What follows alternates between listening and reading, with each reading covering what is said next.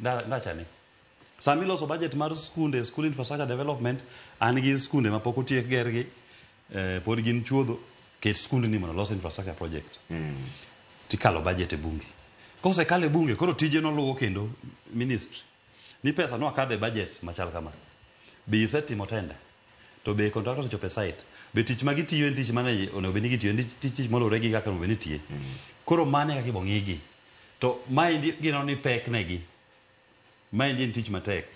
tich mayot miya pesa abed gi constituency na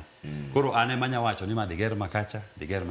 to moko kuom gi bende okawacho ni bunge timo mano to nitie moko kuom gi mabe wajo ng'eyo bunge kosa yudo ni NCDF mar 100 million kendo sechopo 200 million sani 150 nitie jok makao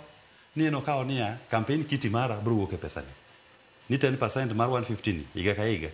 mano 15 million bunge tiaka manore 15 million odiyo okano dhi tipo campaign higa manyien kacho pigni abich en gi 75 million mane gima wabunge ywago